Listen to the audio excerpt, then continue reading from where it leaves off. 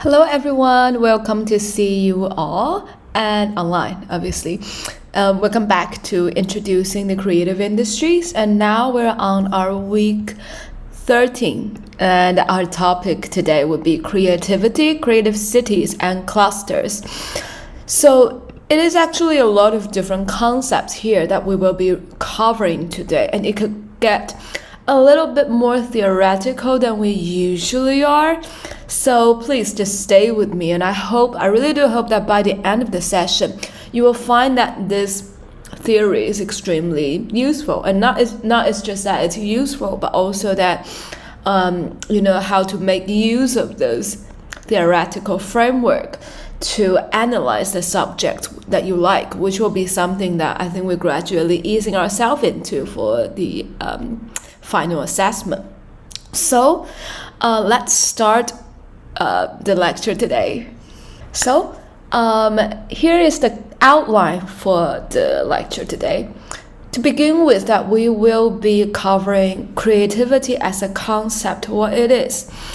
So you might feel like this is something that we might have to explain that all the way in the beginning right now on week 13, since that we are talking about creative industries, but what exactly is creativity?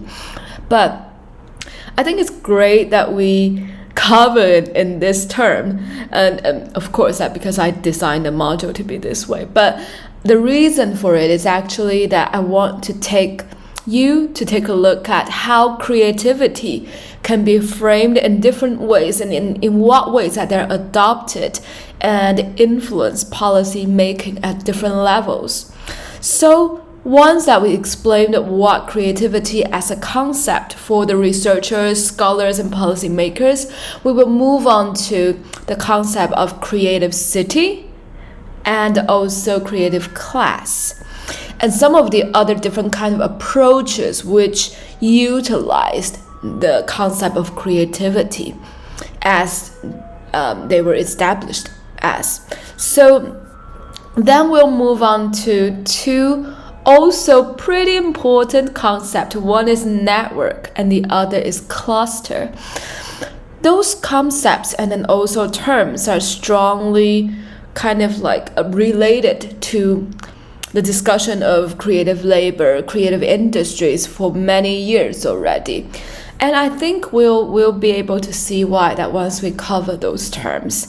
And then, so I hope that even though we will get into the discussions of a lot more literature than previously, but I hope that this also make you feel excited because we're, gradually being able to process some more dense content in relation to this module. So let's get started from here. I think all of us would be able to agree that creativity is a fuzzy concept. By fuzzy, it means that it's not tidy, it's not organized, it's just not really the same thing for everyone. So a researcher, which will, come back to the discussion a little bit more frequently than usual in this class, is Andersson. So Andersson's idea is that creativity in its role as a public phenomenon is a process that generates useful new ideas in a general sense. So let's just pause and have a think. Creativity, it means that it's a process that generates useful new ideas. So it makes it actually extremely broad, isn't it? Because there's no industries identified. There is no even output or results identified. So it's something that generates new things. So when we think about what type of new ideas a person can have, considering that Andersson's idea is that creativity is something to generate new ideas. So there are different kind of new ideas. So even from this, kind of this graph, you'll be able to see that in terms of ideas, the ideas could be musical, the idea could be relevant to films, the idea can be relevant to media production, painting, which is on the right side of the photo. But on the left side, we also see ideas of generating wealth is definitely one of them, right? Somebody have really good, innovative, groundbreaking financial ideas. And then also new ideas can be generated for the good of medical science, to the improvement of well-being of people. And then also it could fit into information grabs, chemistry, and then also some other different, field. So when we identify creativity that way, it means that there's actually no particular industries identified as we actually did gradually since the 1990s. And also, let's look at another scholar wrote what he believes in 1969. So you know that this is way before the discussion of creative industries in the UK and Australia. He thinks that creativity has been conceptualized as, first of all, the personality traits of individuals that facilitate the generation of new ideas. So it means that it's a kind of personal trait. You either have it or you don't have it. Some people have like a lot of it, some people have a little. So it's something that you have when you're called creative, that it means that you're able to facilitate the generation of new ideas, which is relevant to what Andersson has defined, right? Second of all, Rawls also believed that creativity is the process of generating new ideas, which was, relevant to Andersson as well. But thirdly, that Rawls come up with something new, different actually from Andersson. He says that creativity is also the outcomes of a creative process. So it means that there is some kind of, outcomes, there is some kind of result which contributes to certain things.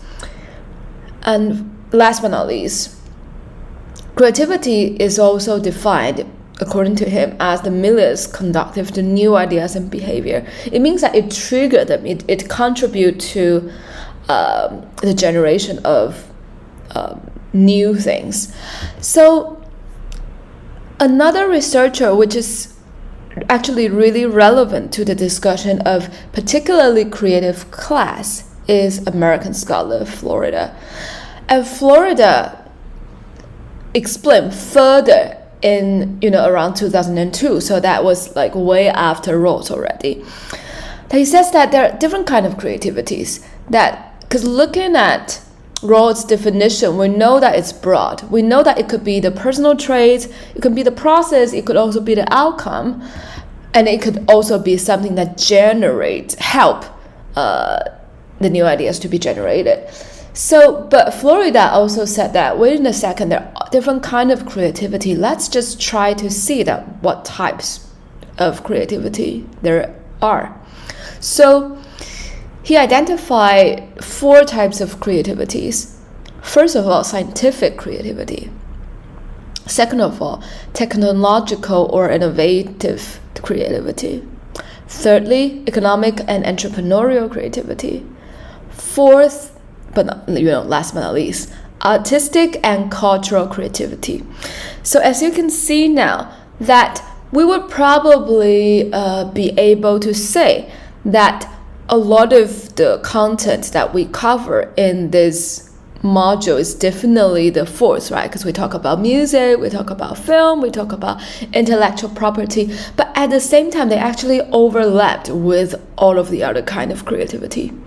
Because if there's no, say, digitalization, if there's no invention of new technology, there won't be something artistic and cultural that's generated.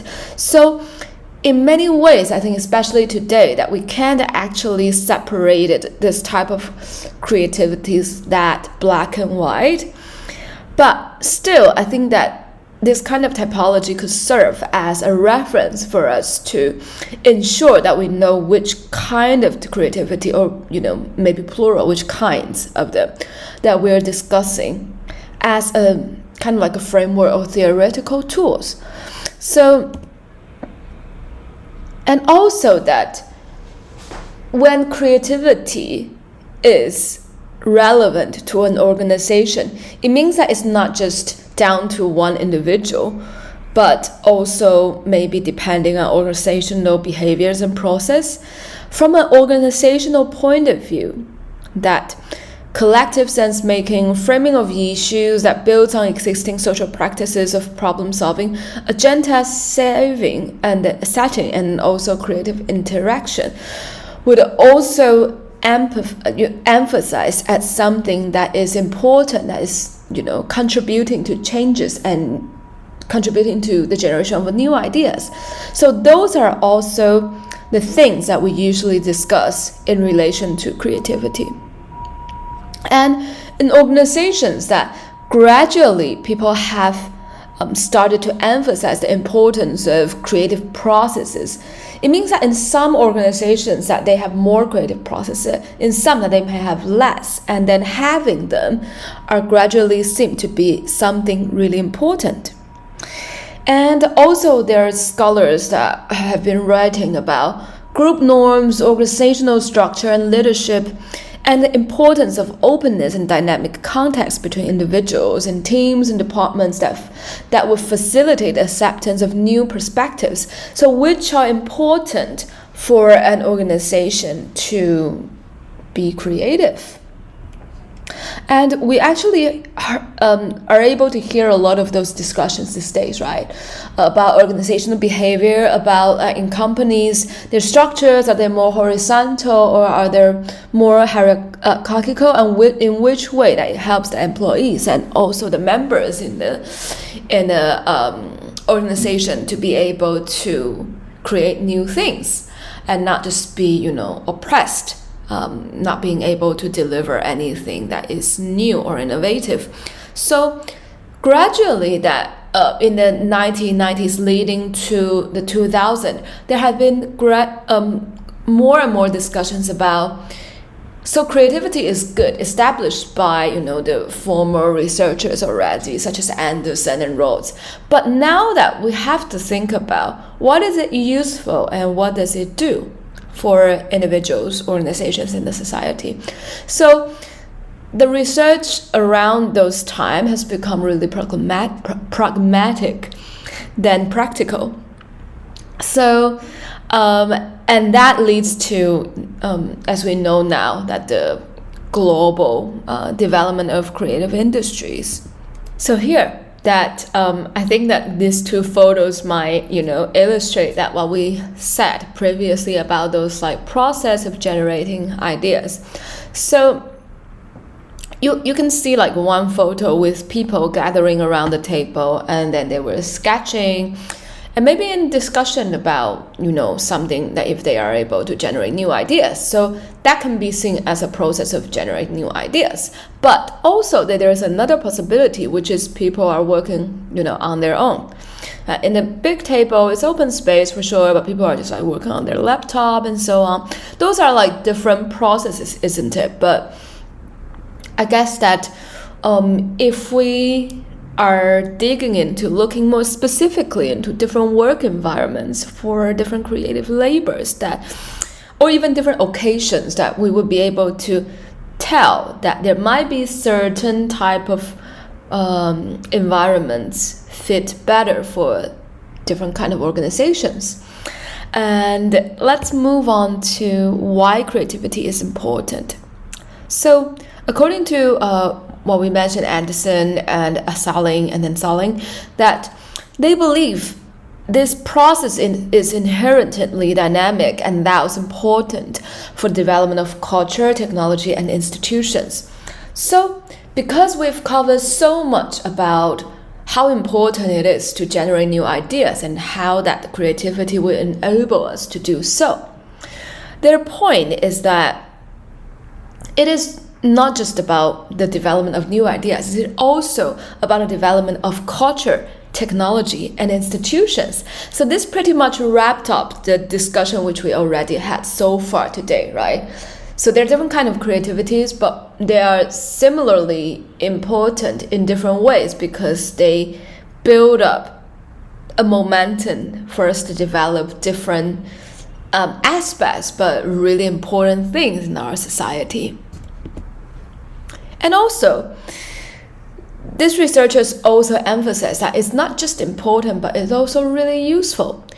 Creativity is useful because it is a process that gives rise to a flow of ideas from an individual or a group of individuals. For the process to be regarded as creative, relevant experts will, sooner or later, have to judge the flow of ideas as new and at least potentially useful for consumers, producers, and the creators. So this is interesting because it also emphasize that the ideas have to be judged by relevant experts. Is it new or is it not really? Is it like useful or not? So from this, I think, quote, that you'll be able to see how creativity gradually become an attribute that can be measured and also that is useful to have, and it's something that could potentially be assessed and then also even quantified. So, but also that it could be useful for consumers, producers, and other creators. Now let's have a look at creative city.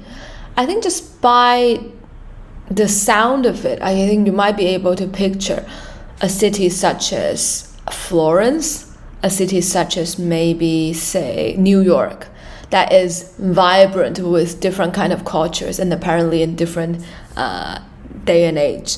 But also that creative city, the term has been adopted for policy making, and we will get to that a little bit later. In the beginning, I want to show you how that the policymakers were influenced by scholars and their approaches. And we're coming back to Andersson again and what he says in 1985. So we haven't get to mention that, but Andersson is a regional economist. So understandably that when he think about creativity, when he think about the economic value of it, he thinks about, spaces, he thinks about boundaries, he thinks about places. So he believes that creativity represents the future of the metropolis and that creative knowledge handlers will become increasingly important in the emerging post-industrial economy. So as you can see from 1985, which I believe none of you were born yet. Actually, I wasn't born yet either. But what I was trying to say is that this was still just the beginning of the post-industrial era and then also entering into the informational ICT era. And I guess we can see that Andersson has pointed out something which is the future. That he says that whoever that handles the knowledge, whoever that are able to generate new ideas, that they are becoming really, really important. So it's kind of like a prophecy, isn't it? And then a few years later, actually not just a few, it's like 17 years later, Florida came up with the idea of creative class, which is something that he was referenced the most. He mentioned that there is a rise of the creative class, which is actually responding to what Andersson has said. Florida believes that the creative city became the new hot topic among urban policymakers, planners, and economists, especially in North America and Western Europe. In those regions, territories, and continents, that people started to believe that there are some people that are different, which is when we talk about different classes, that creative class is a bit different, and also that it is important to identify who they are as policymakers, because it would have something to do with the future of a city, the future, and also economically how well it does. And then also the creative class seem to have the tendency to gather in certain cities, and that's why that the concept of creative city become really important. And also I think we can also relate to that because policymakers usually have a specific area that they work with. So structurally speaking, that these policymakers have the tendency to look at a specific city and not to mention urban planners and developers. So gradually, I think the concept of creativity and creative class and creative city become kind of like, relevant, and then also they have been adopted in by the same group of people, which I think also contribute to what they are eventually. As for the theoretical emphasis, that we can still see certain differences between Andersson and Florida. As we all knew already that Andersson was a little bit early, like 15 years earlier than Florida. The time that their literatures have been created and were starting to make an influence. So Andersson actually have this emphasis on infrastructure, which is understandably right, considering his background in economics. And then versus Florida come up with the idea of creative class, creative city. He has this tendency on diversity and tolerance, about that how within those class and then also the regions that there should be able to have more tolerance for different kind of people and ideas. So they have different kind of like theoretical emphasis, even though that they all contribute to the development of the new scholarship in the field, and also make influence on how people discuss creativity in a very long and impactful way. And then I want to introduce you another person that is also involved in this discussion, whose name is Dean Simonton.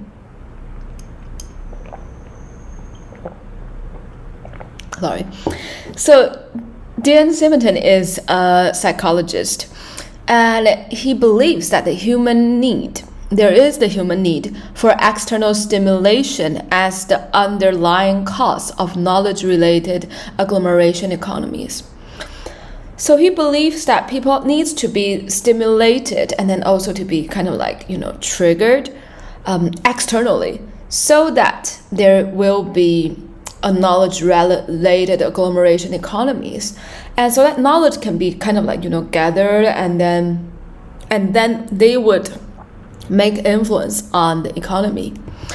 And another scholar, Lei, that has been claiming that there's a tendency of artists to cluster in large cities close to another. So from here that we can see the idea of, cities, regions are repeating again.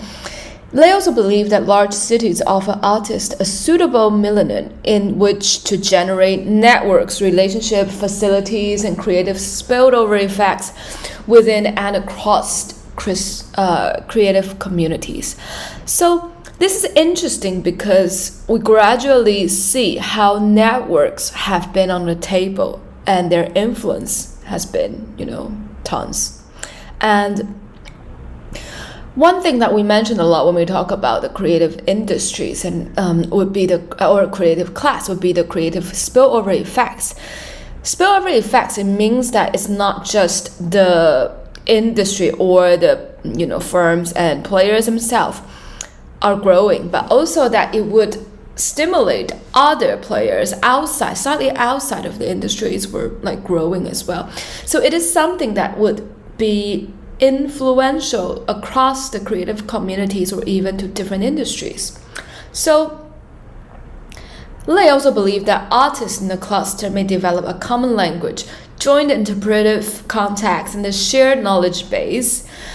Bonds of trust and common goals are complemented by shared local knowledge, which is rooted in local social structures, institutions, and cultures. So from here, that you will be able to see quite clearly that how Lei's idea actually influence what's coming after, which is the wide development of creative clusters around the world. And then also the importance of networking being mentioned. Across the industry, we must admit, but also it become quite important in the artistic or the cultural sectors. It is because that scholars like Lei and then policymakers indeed believe that the bond is important, the bond of trust and common goals, as we just mentioned, and also the shared local knowledge, which is a really place-based type of approach, has been emphasized. So even though it's just an example for this, that even though that people in different places now can easily make music together, but still that we consider some cities more musical than others because that there could be a cluster and there could be a community of people that are doing that. And those kind of concepts and beliefs definitely had something to do with the theoretical discussions that once were had during those era. And I also want you to take a look at UNESCO Creative Cities. So UNESCO Creative Cities started as a network in 1984. At the time that UNESCO started to select or give titles to different cities, that such as the city of music, city of film and television, city of poetry, city of theater, I believe that there are different kind of creativity that were emphasized, mostly still relevant to what we consider, because that's also kind of like a UNESCO definition that they follow and started, the cultural and creative industries. Somewhere along that line that are still included more. So once that those cities were given this title as a creative city, that the UNESCO would started to give them resources, would give them more of the possibilities to come up with different schemes to continue to develop their not just industries but also their cultures around that specific thing. So yeah, please feel free to take a look at the UNESCO Creative City Network. They're really interesting. They have tons and tons of information on it. And actually, I would like to show you a video about the introduction of Creative City now, so we can all get a sense of what they are.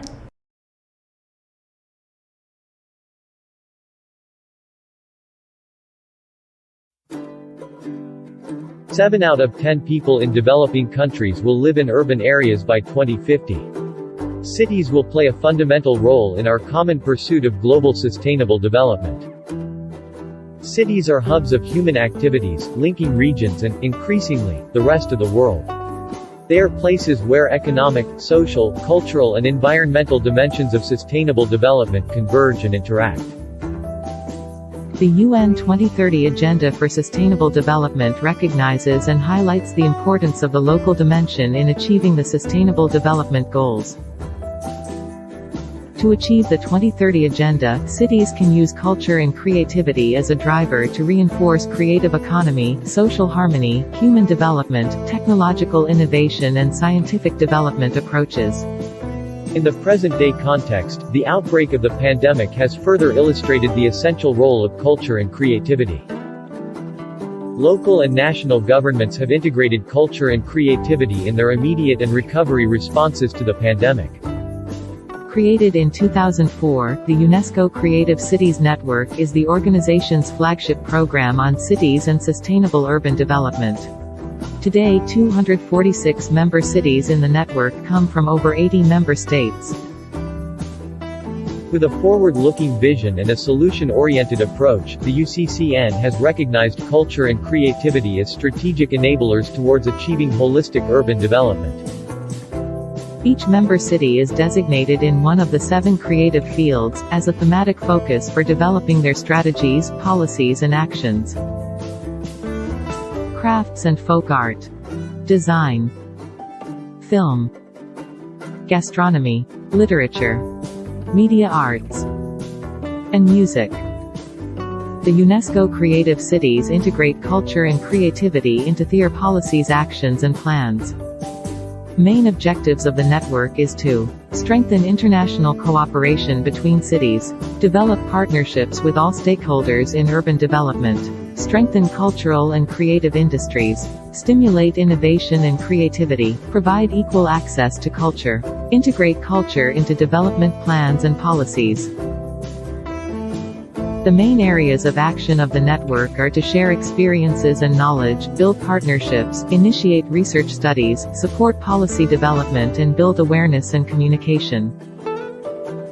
The network's main activities led by the UCCN Secretariat include organizing the UCCN annual conference together with the host creative city, implementing the membership monitoring and reporting exercise to examine member cities' achievement, coordinating the call for applications launched every 2 years, developing specific or thematic events, celebrations and projects amplifying the network's impact and outreach, generating information and research materials to support member cities and stakeholders, making communication efforts including publications and visual material.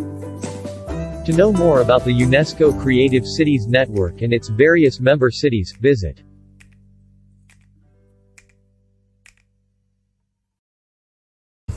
So now we're going to speak about networks, which is another important concept that we're taking a look at today.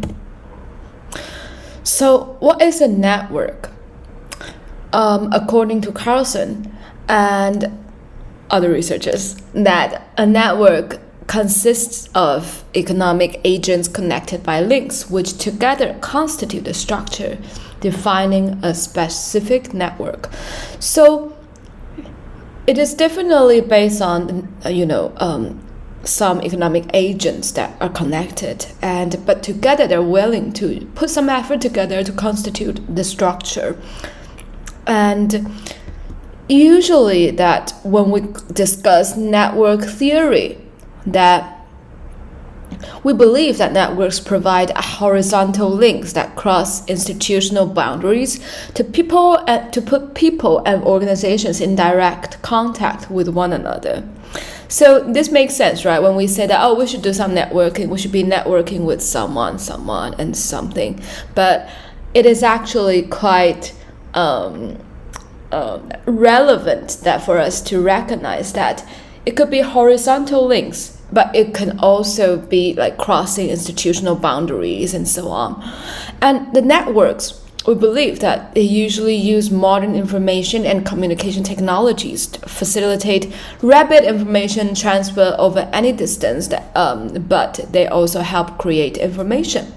So that makes sense when we think about the broadcasting system and mass communication system, when we talk about, TV network and so on. But also that in terms of individuals and institutions, we also think about, round table networking, speed meeting, which are really common type of, models that we adopt, or modes that we sort of adopts that in trade shows, in like showcase festivals and so on.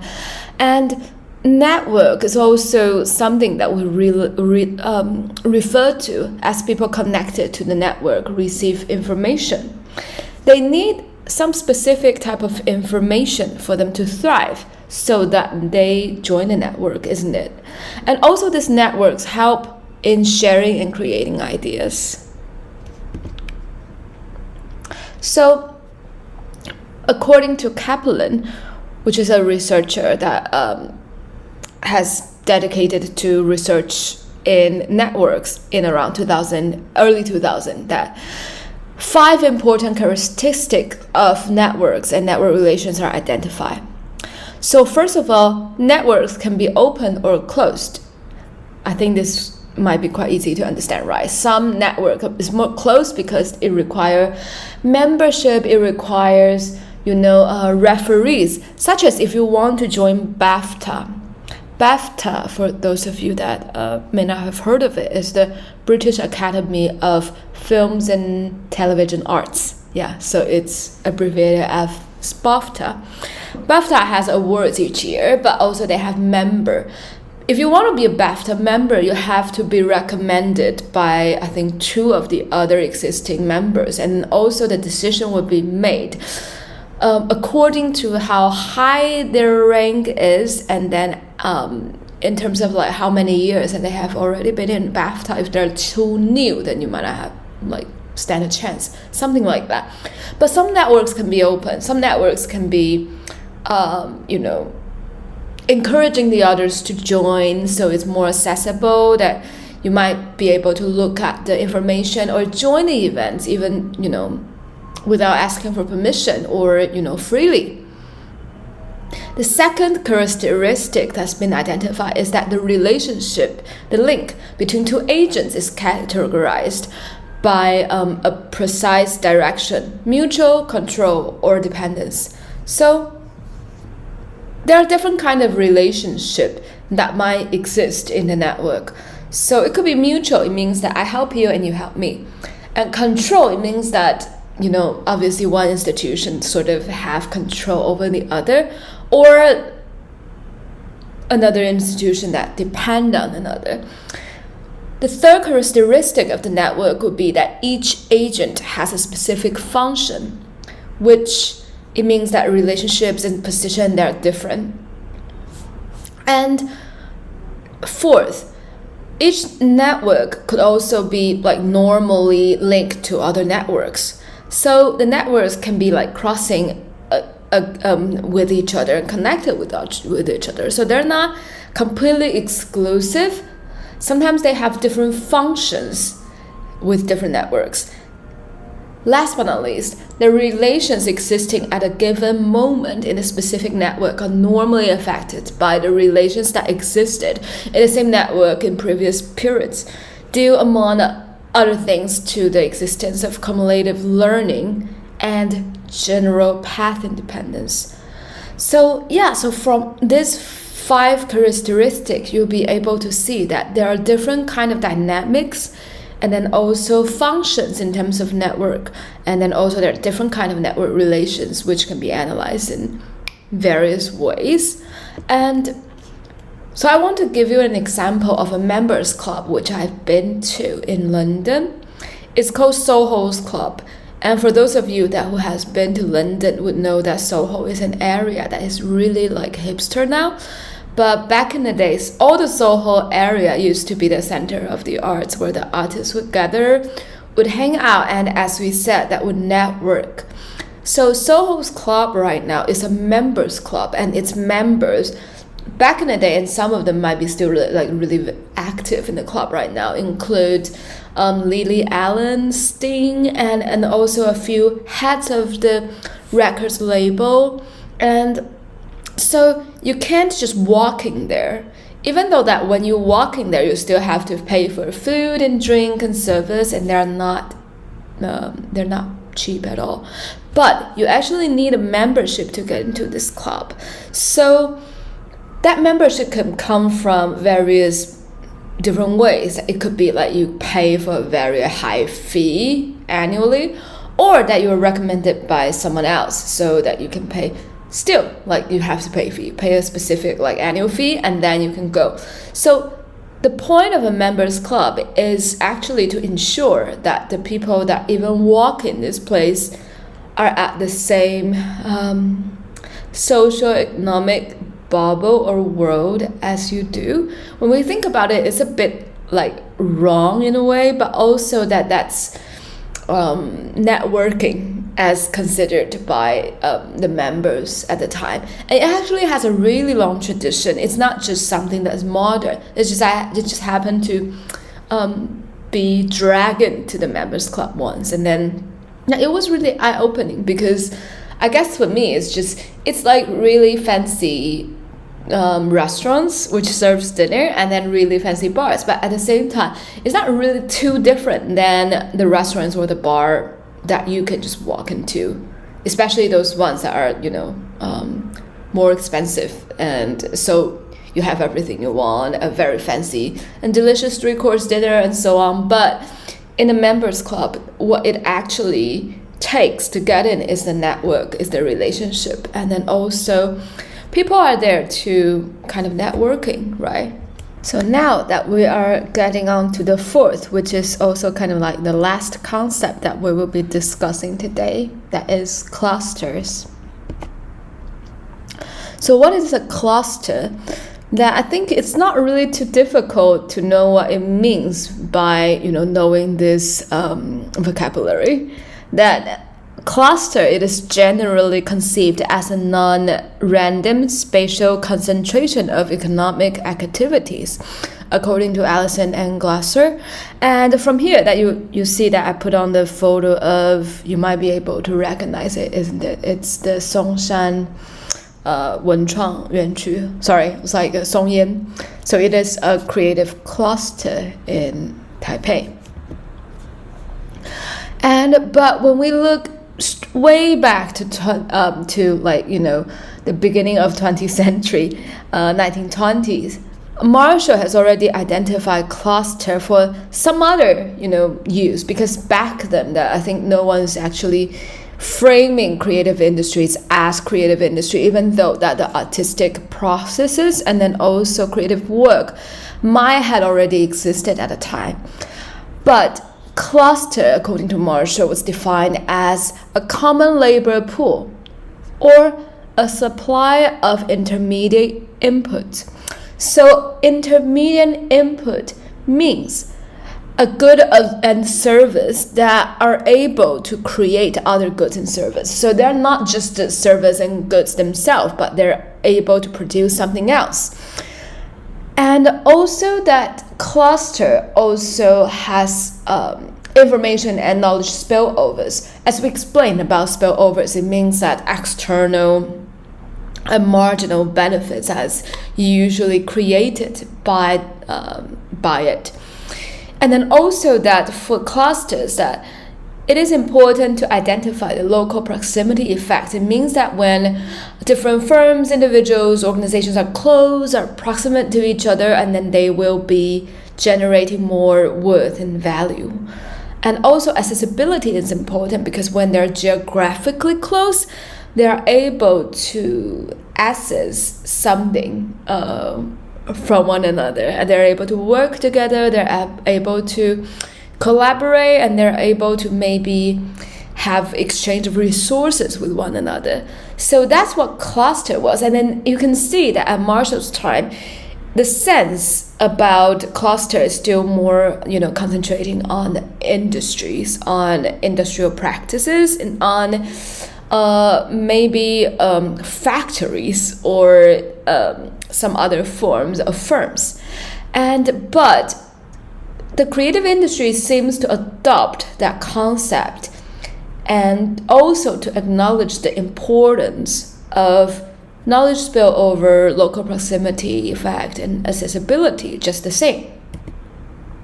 And I want to give you an example, which is Manchester. Manchester is a city in the northwest in the UK that is quite close to Liverpool, and that's why I also have a very special connection with it. And I want to introduce you to Manchester because it has a history of developing a creative cluster in a post-industrial city. There are tons of cities like this all around the world, but Manchester is an interesting one, and one that I really do think that there are a lot to discuss. So that's why I want to share it with you. So when we talk about Manchester, that we see this industrial city that was declining after the 1970s and late 70s, like 80s especially. And also there is declining numbers of jobs available, so that there is need to reinvent that city from policymakers' point of view. That how can a post-industrial city be reinvented? How can it be successful economically? How could it also attract, visitors and so on? What we saw was that in Manchester, central to their new image developed have been the subsidized arts, with major investment in infrastructures and events, and more commercial popular culture, most notably popular music. And for those of you who listen to Britpop previously or now, that you will probably know the band Oasis and then also the Smith. Those are quite important acts in late 1990s to the 2000s. And at the time that their music has been branded as Britpop, it means 英式摇滚, right? And then they have been quite commercialized and then also were used to promote a particular Manchurian, which is like Manchester identity. So through this kind of promotion, we can see how the spirit of a place has been established or framed.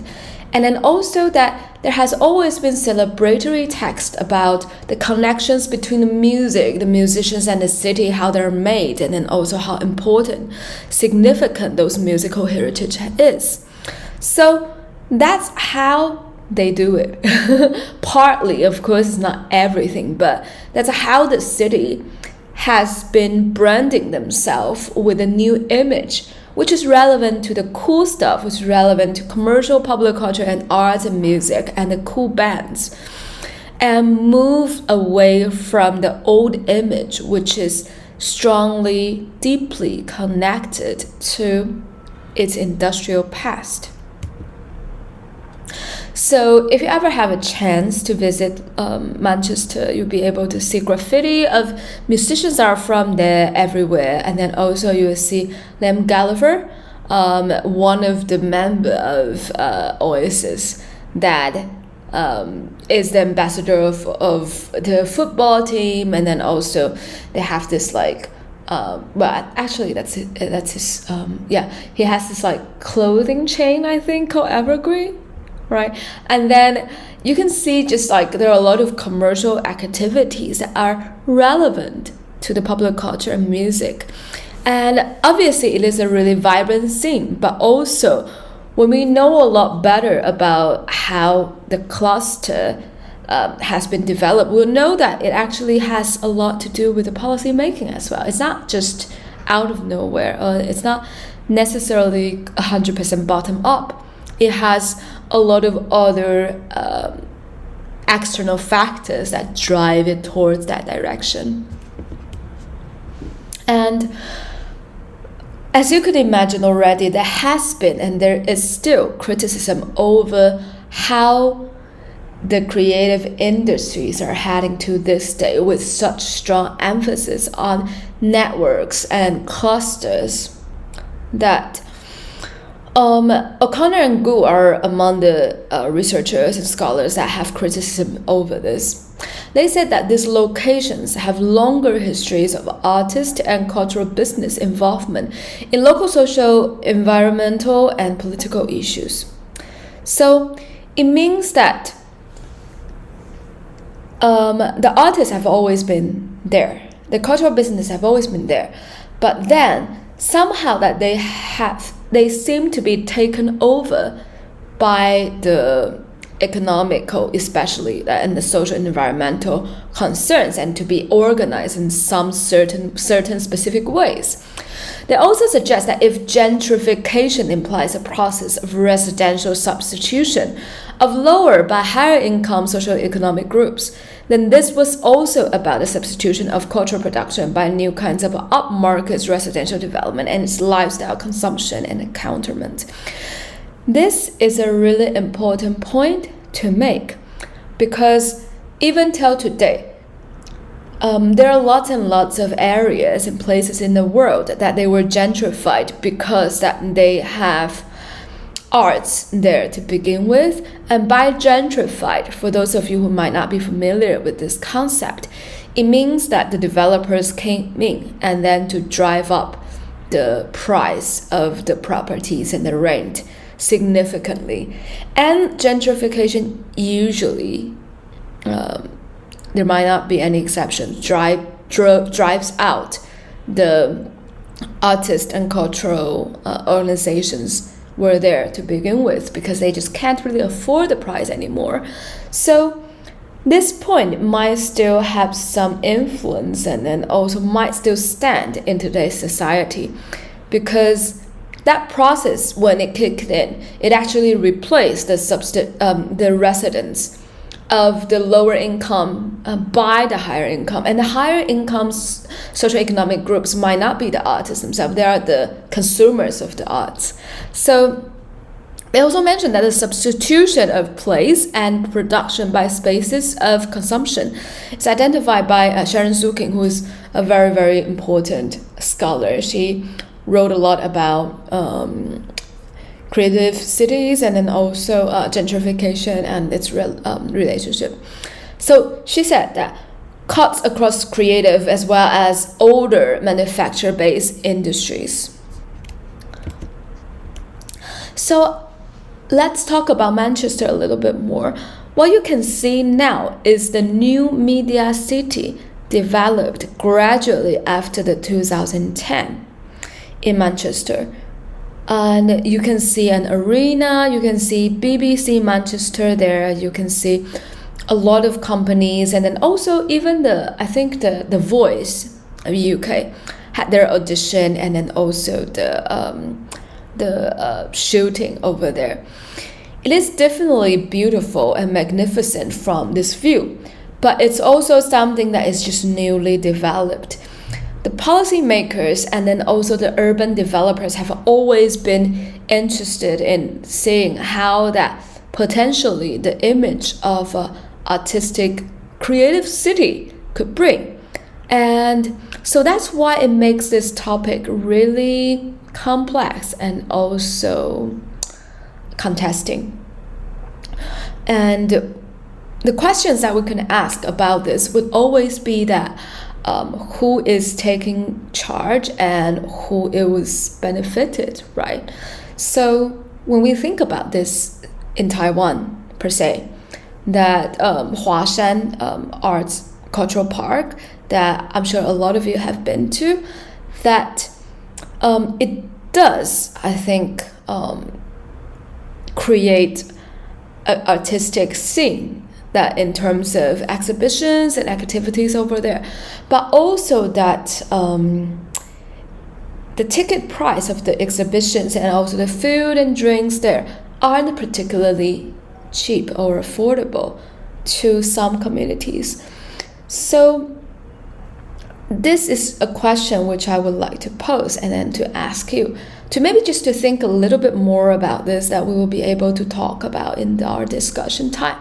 Last year, that a student that does this module wrote a report about Huashan Cultural Park, actually, about who funded those creative activities and who was benefited by it. And she has stats to support it in terms of the ticket sales, in terms of the exhibitions that have been staged and so on. And then, we do have some interesting finding, and I think that's one of the best assignment I've seen, and I've seen a great deal of good assignments, but that one's really impressive.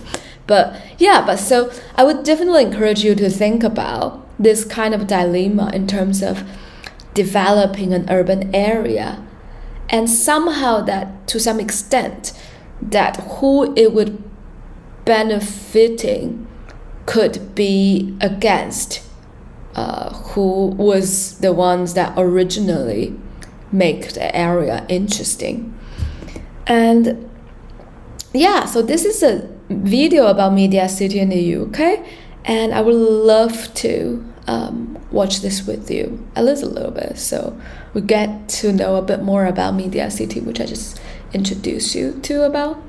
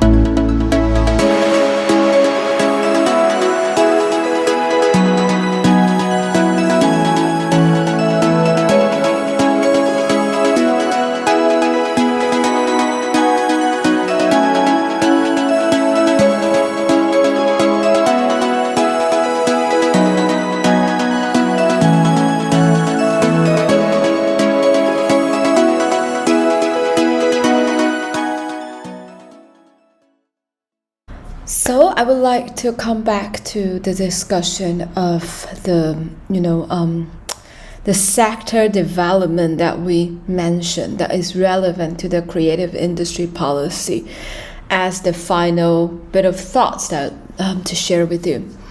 So according to Scott, it says that we will argue that rather simply sector development in the UK, creative industry policy has mostly been a kind of urban policy, something implied by the creative cities themes of Charles Landry and also, as we mentioned, Richard Florida, though underdeveloped.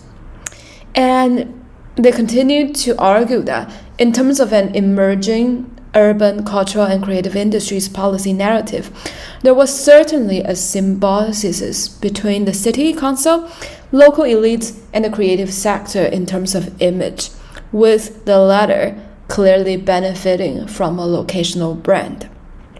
So, branding is extremely important, and through that branding, city council and local elites would kind of like join and work on it.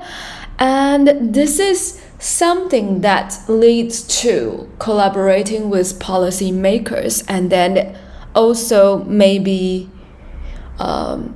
reinvent the image of the city, or even just practically the look and the city and the urban policy. So creative industries tended to actively share narratives of urban regeneration. This is something that is, I think, can be seen as a criticism in a way. So local identity and the creative city and so on were also the narratives that are being shared a lot. These were valued more than initiatives around training, business support, and advice, and so on, of which that they were and are skeptical. So this is actually literature produced specifically analyzing the creative city in Manchester. So as urban regeneration has always been a scheme that seemed relevant to a creative cluster, but potentially that kind of infrastructures build regeneration in the urban area seems to be valued even more than training and business support. And that's something I think we could think about when we try to evaluate different kind of creative cluster and their approaches. So now it's our discussion time. So so we will have a quick break and then we'll come back to the Google Meet discussion. I hope that obviously that we can talk about anything and that you can ask questions and we can talk about your assignments, and if there's some type of directions that you're heading towards, feel free to ask, and then take it as a chance that you can also discuss it with the rest of the class.